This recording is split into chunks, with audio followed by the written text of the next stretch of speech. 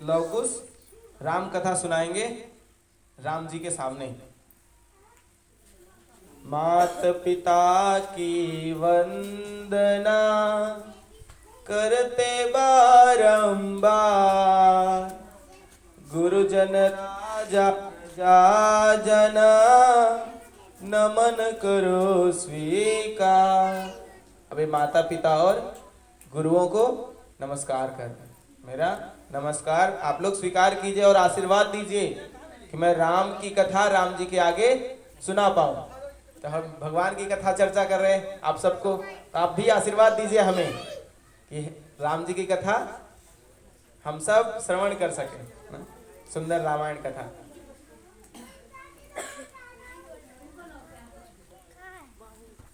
हम राम कथा सुनाते, ये थोड़ा हम गा नहीं पाएंगे उनके अनुसार फिर भी हम गाने का प्रयास करेंगे। हम राम कथा सुनाते राम सकल गुण धाम की, ये रामायण है पुण्य कथा श्री राम की। तो रामायण कैसी कथा है? पुण्य कथा है। पुण्य कथा मतलब इस कथा को सुनने के बाद हमारे सारे पाप नष्ट हो जाएंगे और पुण्य उदय होगा। अगर हम राम की कथा सुन लेंगे तो क्या होगा? पुण्य, पाप नष्ट हो जाएंगे और पुण्य, अच्छे कर्म, अच्छी चीजें, मंगल होने लगेगा अपने जीवन में। जम्बूद्वीपे भरत खंडे आर्यावर्ते भारत वर्षे, एक नगरी है विख्यात अयोध्या नाम की। ये कहाँ की है? रामायण कहाँ हुई? रामायण मतलब पूरी राम की लीला। तो अयोध्या में भी कुछ लीला हुई थी, कुछ श्रीलंका में लीला हुई थी। लंका में वनगमन, सीता हरण, लंका दहन, हनुमत मिलन, क्या क्या। तो वो नगरी कहाँ है? जम्मू द्वीप। ये पूरा जो ब्रह्मांड है ना, ये जम्मू द्वीप है और जम्मू द्वीप में भारत खंड है। ये पूरे ब्रह्मांड का नाम है भारत। ये पाकिस्तान नहीं थे उस समय, चाइना नहीं था, इंग्लैंड रसिया ये सब नहीं थे, अमेरिका नहीं था। पूरे इस धरती को ही बोला जाता था क्या? भारत, भारतवर्ष, भरत खंडे। ये जम्मू द्वीप में भारत खंडे, भारत खंड, भारतवर्ष है। अब लोगों ने अलग अलग बना लिया, नहीं पूरा ये भारत था, भारतवर्ष कहते थे, भारत खंड। आर्यावर्ते, और आर्यावर्त में एक नगरी है विख्यात अयोध्या नाम की। कौन सी नगरी है? अयोध्या। जैसे यहाँ वृंदावन है, वृंदावन विख्यात है, वैसे ही अयोध्या विख्यात है राम जी की। ये जन्म भूमि है परम पूज्य श्री राम की, हम कथा सुनाते राम सकल गुण धाम की। ये रामायण है पुण्य कथा श्री राम की।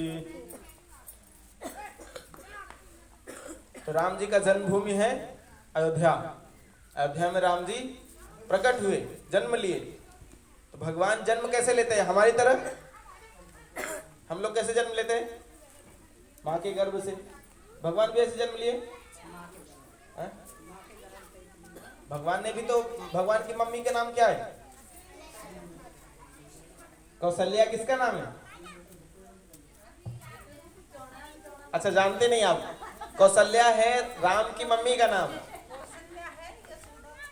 यशोदा नाम है कन्हैया की मम्मी का नाम। और राम जी की मम्मी का नाम कौशल्या। हाँ।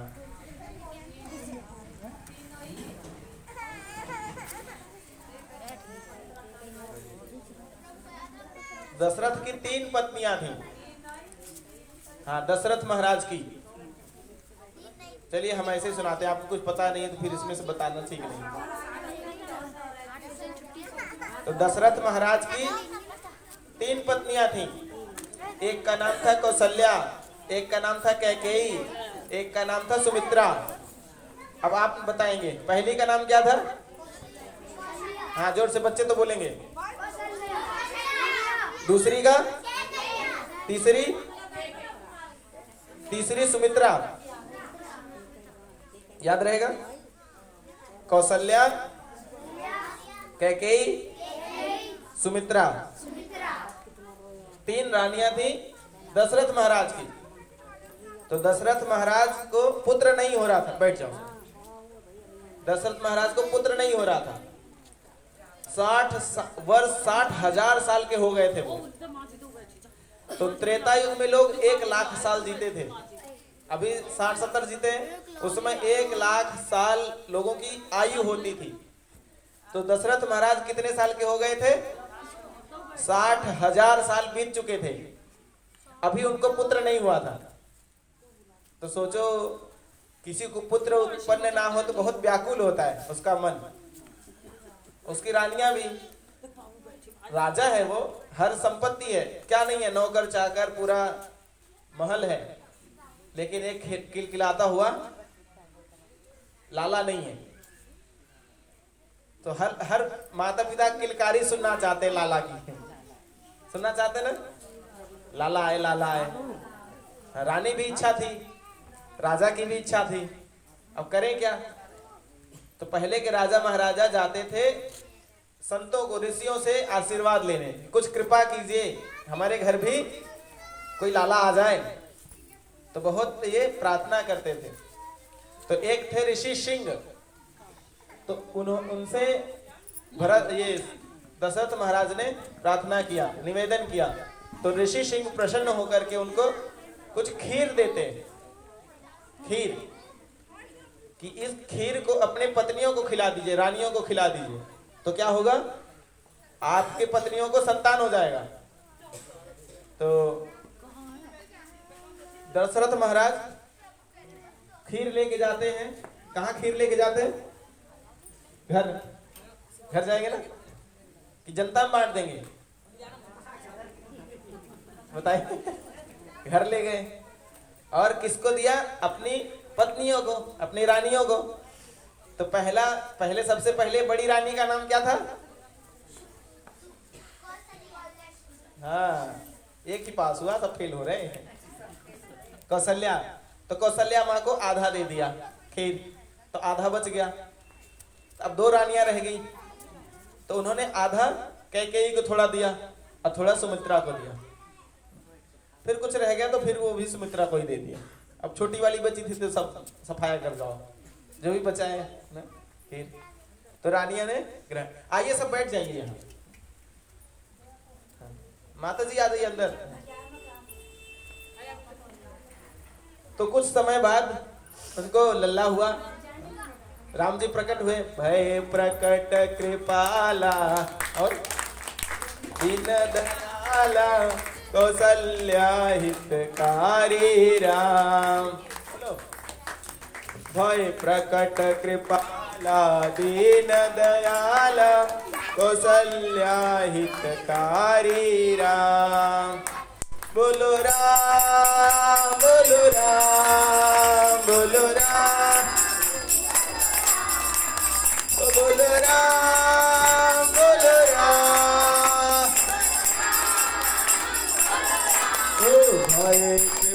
भय प्रकट कृपाला दीन दयाला कौशल्या हितकारी राम। प्रकट कृपाला दीन दयाला कौशल्या हितकारी राम।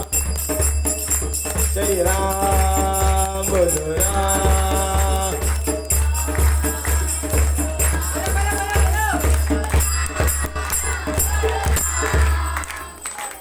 बस। तो प्रकट हो गए, लाला आ गए, राम जी आ गए। तो राम जी अकेले नहीं आए। कौन कौन आए? हाँ, लक्ष्मण, भरत और शत्रुघ्न, 4 भाई। पहले का नाम, दूसरे का, तीसरा चौथा, हाँ माताओं को एक पता नहीं है, देख लो, याद करना है। पहला है राम, जोर से बोलिए, राम, लक्ष्मण, भरत, शत्रुघ्न। ये चार लालाए, चार किलकारी मारने वाले आ गए। तो जो राम प्रकट हुए वो किन से प्रकट हुए? माता कौशल्या से। जो पहली रानी थी, बड़ी रानी, उस रानी से प्रकट हुए राम। फिर दूसरे लक्ष्मण प्रकट हुए सुमित्रा से। किन से? सुमित्रा से। और शत्रुघ्न भी प्रकट हुए सुमित्रा से। सुमित्रा के दो पुत्र, लक्ष्मण और शत्रुघ्न। और भरत प्रकट हुए कैकेयी से। याद रहेगा, पहली रानी को राम हुए कौशल्या से, कैकेयी से भरत, और सुमित्रा से दो पुत्र, लक्ष्मण और शत्रुघ्न। भूल जाएंगे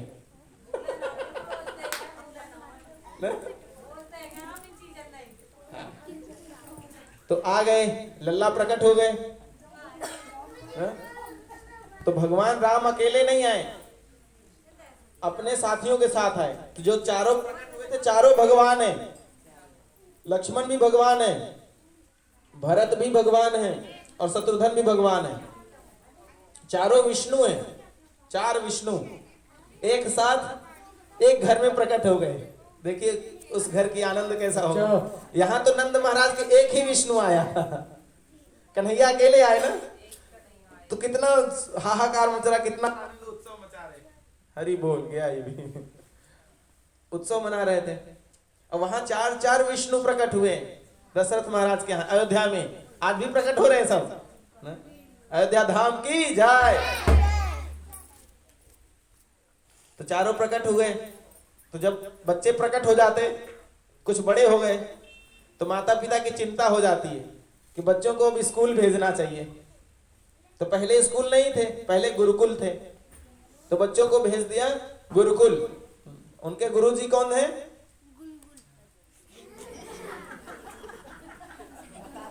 उन्होंने ट्रेनिंग दिया, विश्वामित्र से कुछ ट्रेनिंग सीखा उन्होंने, और कुछ वशिष्ठ, गुरु वशिष्ठ से, वशिष्ठ मुनि से शिक्षा ग्रहण की। शस्त्र अस्त्र सारी विद्याओं का उन्होंने अध्ययन किया, सीखा। तो विद्या सीख लिए, फिर घर आए। बच्चे जब पढ़ाई कर लेते तो कहाँ जाते हैं? घर जाते हैं। तो पहले पढ़ाई ऐसे नहीं होती थी। पहले बच्चे को गुरुकुल में एडमिशन करा देते थे, अब वो गुरुकुल में ही रहेगा, घर नहीं आएगा। हाँ, चाहे राजा का बेटा हो, चाहे फकीर का बेटा हो, 25 साल उसको गुरुकुल में रहना है, और गुरु के आश्रम में रहना है। वहीं सेवा करनी है, वहीं पढ़ाई करनी है, वहीं भिक्षा मांग के गुरु को लाके देना है, वहीं रहना है। तो ऐसे ये लोग सीख रहे थे। तो पढ़ाई पूरी हुई थी, तो घर आते, तो बड़े दिनों बाद घर आते। तो भरत और शत्रुघ्न वो कहे हम थोड़ा मामा के यहाँ होके आते हैं, अभी तो पढ़ाई पूरी हुई है, थोड़ा घूम टहल लेते हैं, छुट्टी हुई है अब। तो भरत शत्रुघ्न मामा के घर चले गए, और राम लक्ष्मण घर चले आए।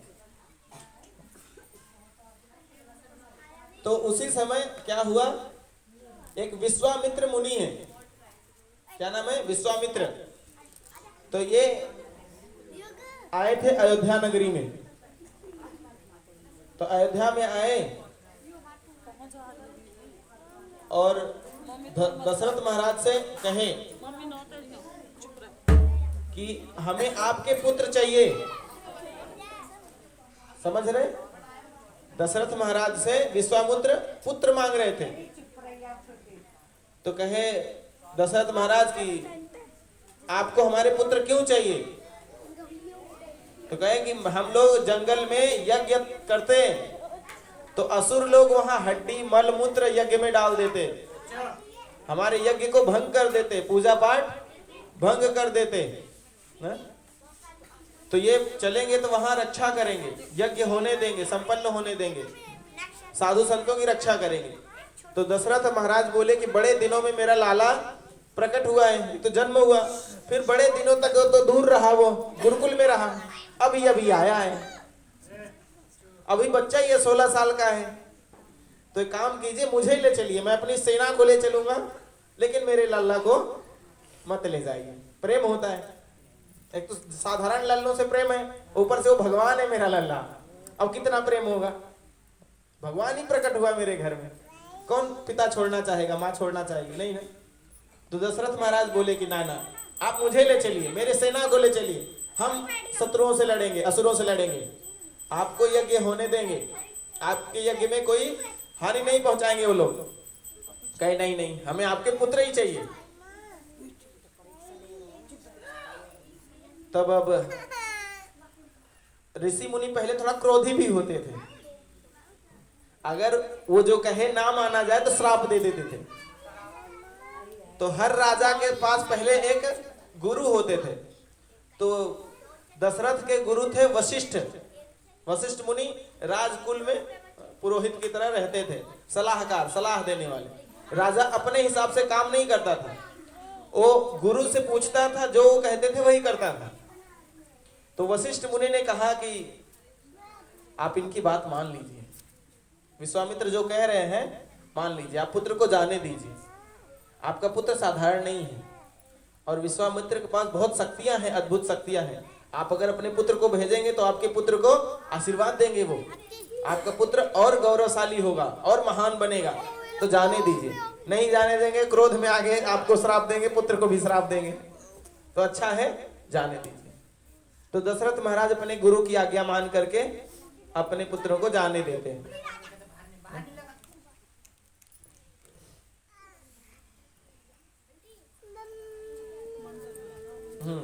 हरे कृष्णा। बच्चे बैठ जाइए, ठीक है, वो तिलक लगा देंगे, आप सब बैठ जाइए ना, माता जी सबके पास जाएंगे, तिलक लगा देंगे, आप सुनते रहिएगा। तो विश्वामित्र लेके चले गए भगवान राम को और लक्ष्मण को, दो लोग थे ही, चले गए। अब चले गए तो ये साधारण तो है नहीं, खुद भगवान है। तो वो रास्ते में जा रहे थे, तो अगस्त मुनि की पत्नी का नाम था अहिल्या, तो अहिल्या को श्राप मिला था अगस्त मुनि के द्वारा ही, तो वो बन गई थी पत्थर। तो विश्वामित्र मुनि ने कहा कि प्रभु, ये जो बड़ा पत्थर देख रहे आप ना, इसको आप उद्धार कीजिए। तो राम भगवान ने उस पत्थर पे पैर टच किया, तो पत्थर क्या बन गई, स्त्री बन गई, अहिल्या जीवित हो गई, बोलने लग गई। तो अहिल्या का भगवान ने उद्धार किया। फिर आगे चलते गए तो दन्य कारण्य एक वन है, उस वन में ये विश्वामित्र मुनि रहते थे, वहीं ये लोग यज्ञ करते थे। तो वहां एक ताड़का सुना आपने, ताड़कासुर, वो राक्षसी थी, वो बहुत उत्पात मचाती थी, यज्ञ करने में बहुत परेशानी डालती थी। वहां हड्डियों के पहाड़ बना दिए थे ऋषि मुनियों के, अन्यों के, इतना भयंकर राक्षसी थी वो। तो ये लोग यज्ञ कर रहे थे, तो आई तो भगवान ने ताड़का का वध कर दिया। ताड़का का वध कर दिया, कुछ विश्वामित्र मुनि ने उनको और धनुर्विद्या भी सिखाया, आशीर्वाद भी बहुत दिया, दिव्य अस्त्र शस्त्र दिए राम जी को, लक्ष्मण जी को। तो कुछ समय बीतता तो जनकपुरी में सीता मैया की इधर लीला चल रही थी, सब लीला जानते हैं। शिव जी का धनुष एक जनक जी के पास था, तो जनक जी उस धनुष को उठा नहीं पाते थे, वो जहां धनुष रखा रहता था उसकी पूजा रोज करते थे। जनक महाराज रोज जाके पूजा करते, परिक्रमा करते थे उस धनुष की। तो एक दिन उन्होंने कहा कि बेटा सीता, बोलते ना अपने पुत्री को, लाली थोड़ा वहां सफाई उफाई कर दे, थोड़ा साफ सुथरा कर दे, मुझे पूजा करना है। सुन रहे सब, तिलक में लग गए, तिलक लगेगा आपको सबको, ठीक है। तो दशरथ महाराज ने बोला, लाली जहां मैं पूजा करता हूं थोड़ा साफ सफाई कर दे। तो सीता मैया ने कहा ठीक है बाबा। तो सीता मैया गई, साफ सफाई की, तो उनको लगा कि धनुष के नीचे भी गंदगी है, क्यों ना इसके नीचे भी सफाई कर दूं। अब आदेश मिला ही है पापा का, पिताजी का, तो थोड़ा ठीक से सफाई कर दे। तो मैया ने, सीता मैया ने हाथ से उठा के और सफाई लिप पोत दी सब। तो दशरथ महाराज देख लिया, अरे ओ जनक महाराज देख लिए, अरे इतना भयंकर धनुष, ये तो जैसे फूल खिलौना है इसके लिए। अरे बहुत दिव्य स्त्री लग रही है ये। तो उसी समय उन्होंने संकल्प किया कि इसका विवाह करूंगा, उससे करूंगा जो इस धनुष पर तमंचा चढ़ाए। तमंचा या उस पे क्या कहते हैं, डोरी चढ़ाते हैं ना, डोरी होती है धनुष में, तो जो इस पे डोरी चढ़ा देगा, क्योंकि भाई ये उठा सकती है तो इसका पति इससे मजबूत होना चाहिए। वो ऐसा होना चाहिए कि इसको भी और बैंड टेढ़ करके करना पड़ता है ना। धनुष देखा सबने, उसमें तमंचा होता है या क्या कहते हैं उसको, जो डोरी चढ़ाते हैं। हाँ हाँ, तो डोरी जो चढ़ाएगा वही इसका पति बनेगा। कुछ दिन बीता तो फिर उन्होंने ऐलान कर दिया पूरे राज्य में, सारे राजाओं को निमंत्रण भेज दिया कि हमारे यहाँ स्वयंवर है। कौन सा स्वयंवर है? मैं अपनी पुत्री का विवाह करने जा रहा हूँ, तो ऐसा वर चाहिए जो इस धनुष पर वो चढ़ा दे डोरी, उसी से शादी होगी। और फोटो भी भिजवा दिया हमारी पुत्री का। क्यों आएंगे लोग, राजा महाराजा क्यों आएंगे? देखिए अरे बहुत सुंदर स्त्री है, तो सब राजा महाराजा सोचते हैं क्यों ना हम अपना बना लें उसको, चलो आक्रमण करेंगे, जीतेंगे, अपना बना लेंगे। तो बहुत सारे राजा महाराजा एकत्रित हुए, बहुत ढेर सारे, अपना विमान ले लेंगे, अपना रथ घोड़ा जो भी है, पहुंचे जनकपुर। जब जनकपुर पहुंचे और रास्ते में बहुत जा ही रहते, हरे कृष्णा हरे